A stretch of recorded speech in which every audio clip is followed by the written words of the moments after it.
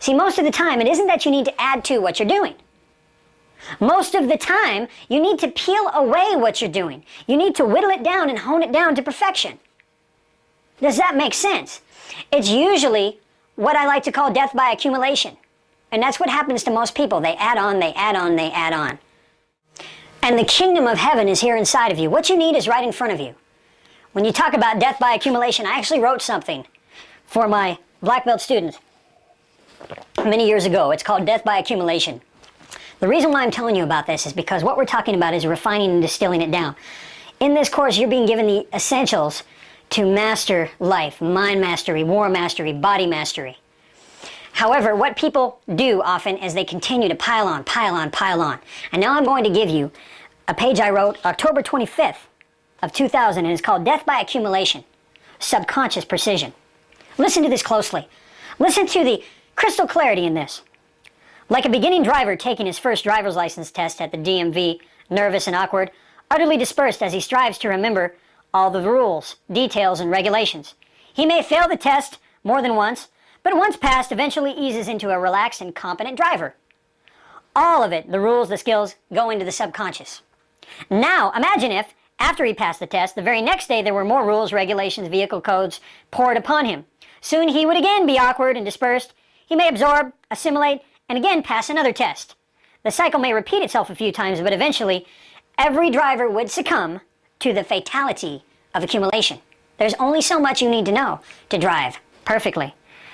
Many have a different break point into overwhelm, but all have that point up the line somewhere. So the ideal must be to absorb just enough to go into the subconscious and become second nature. A near unlimited amount can in time be absorbed into the subconscious, so long as it is done at a just enough rate. The rate must not be stagnant. It must have economy of motion. It must challenge, but not overwhelm.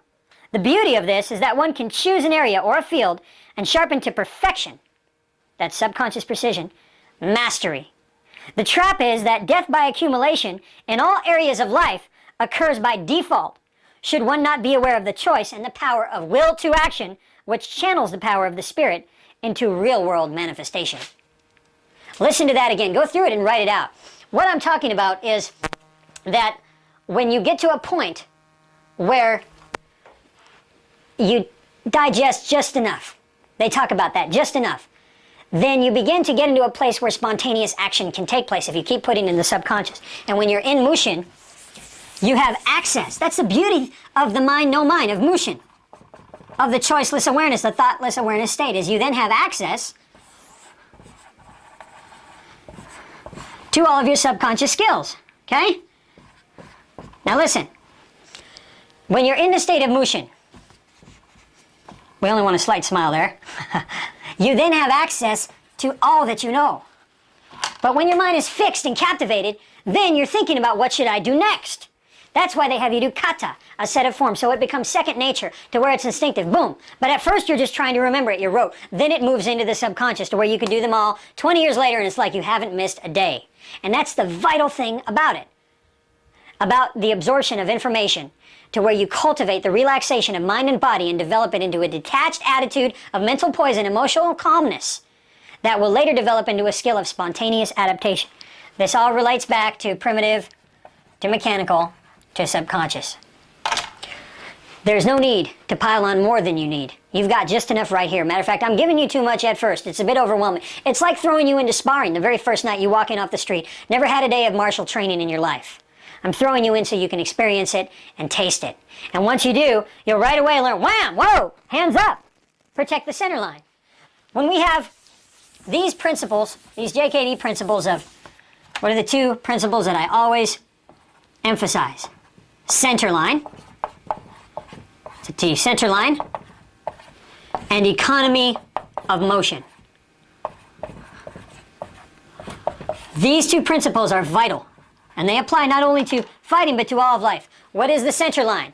And you should know this by now. If I hold a 2x4 in front of me, there's a line down the center. That's the center line. It's where I'm most vulnerable. The eyes, the nose, the teeth, the throat, instant death, okay? The solar plexus, the chi center, the tandian, the groin. See, that's where you're most vulnerable. And ironically, it's also where you're strongest. When you open a jar of peanut butter, you have in your center line. You don't open a jar of peanut butter out here, right? When you arm wrestle somebody, you take them down your center line, don't you? You don't arm wrestle somebody out here, right? So it's ironic in that it's where you're most vulnerable and also where you're strongest. When you punch, you use the hip and you're punching from the center line. When you're trying to trap somebody, you keep them in your center line. Joint locks, right? Arm cranks, and your center line. When you have a stance, you should protect the center line. See? Right?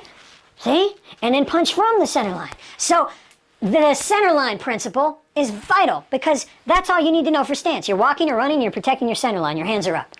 Oh, your foot should be there. Your foot should be there. See, that is an area, just like I was talking about, death by accumulation. Oh, horrible fighter. Your toe needs to be there and your right toe needs to be there. See what I'm saying? Do you get the real life example of what I just read you about death by accumulation? Technicality, and they stop you up and trip you up and you doubt yourself. And that is how, when you navigate through life, if you're all trapped up, you've got all those blockages and filters from all of that, this isn't right and that isn't right, then you don't have harmonious flow and you're stuck, you don't take action.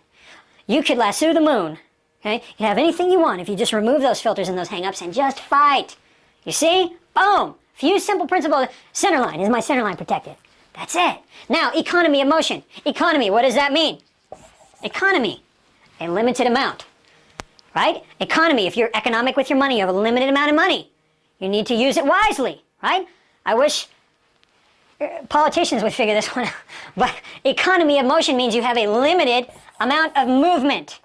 You want your movements to be economical. So why should I take this right foot and kick you in the face? Wouldn't it be just faster to headbutt you right there? Here, that's, what, 6 inches? And here it's 6 feet. So what's going to get there quicker and stronger and harder and faster? Because he who is firstest with the mostest is the bestest and the lastest one standing. So economy of motion. Don't take the long way home.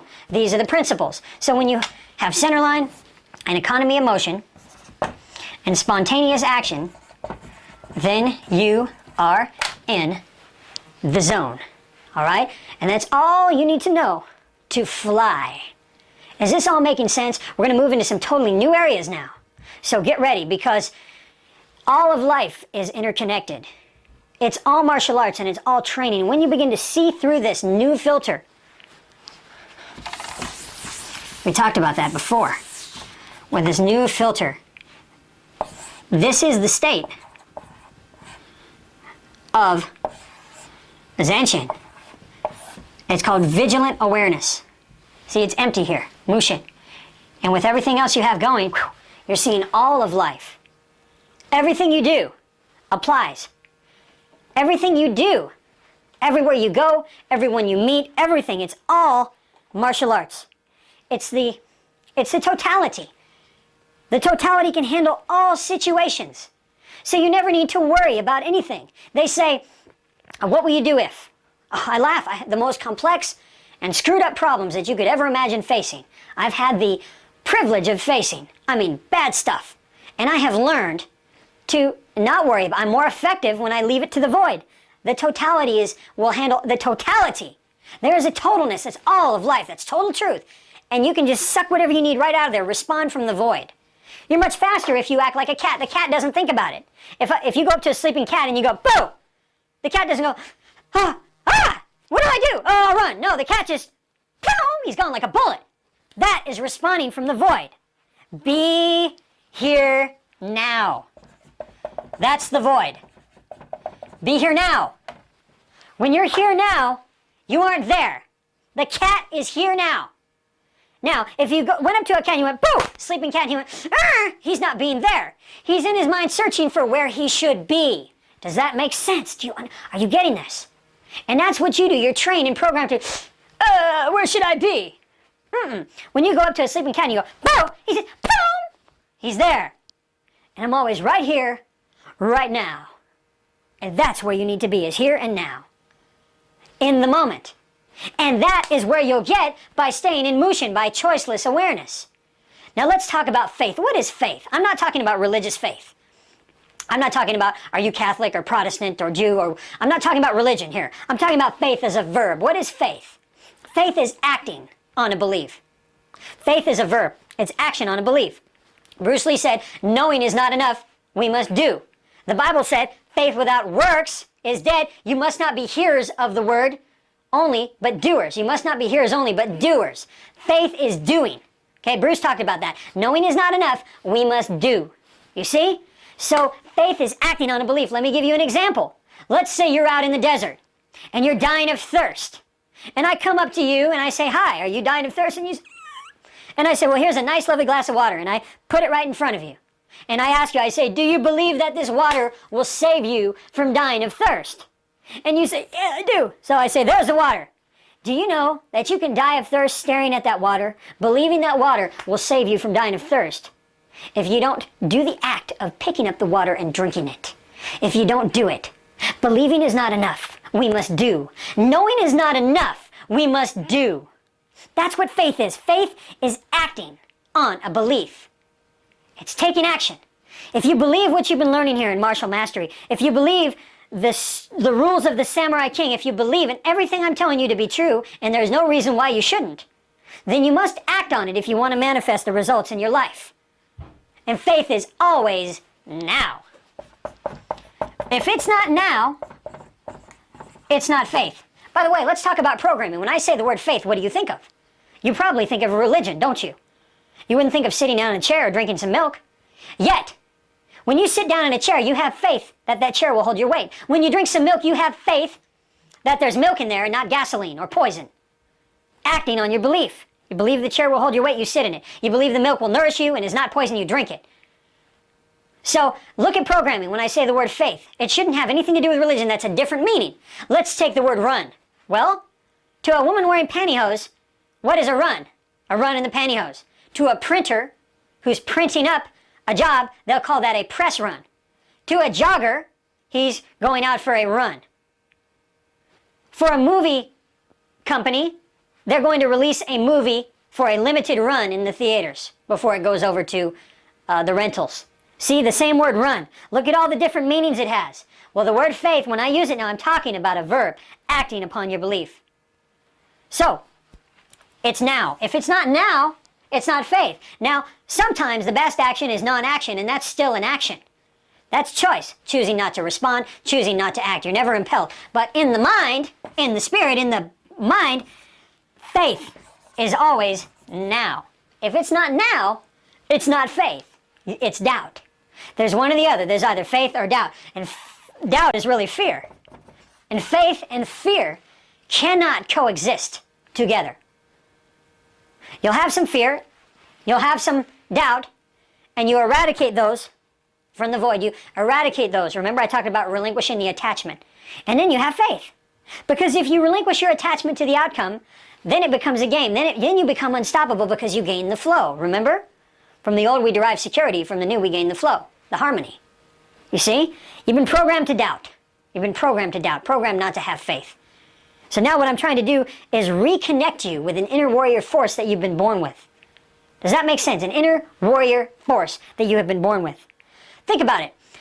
Out on the railroad years ago, they used to let people walk the railroad, walk the rails if they would pay a little bit. And there was this guy out there, kind of a hobo-looking guy during the Depression era, and he was out there walking along the railroad. And the railroad conductor came up to him, train was stopped. Pardon me, sir?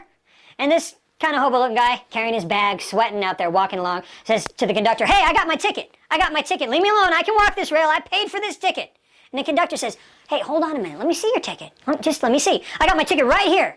Conductor grabs it and says, sir, how long have you been walking the tracks here?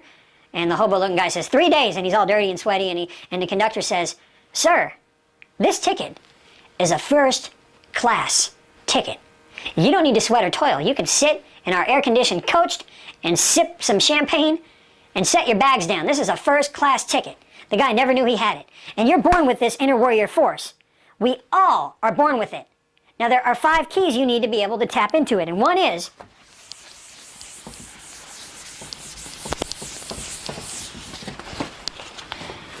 catching the eraser when you drop it. One is recognition. Recognizing. Okay? If you don't recognize that you do have an inner warrior force, if you just think that's some hokey thing, remember we talked about words, right? If I say the word faith, what does that mean to you? Well, if you're programmed, you'll think it means religion, but as I've explained, it's not. If I say Elvis, what do you think? You think a fat guy in a Vegas jumpsuit singing Hound Dog?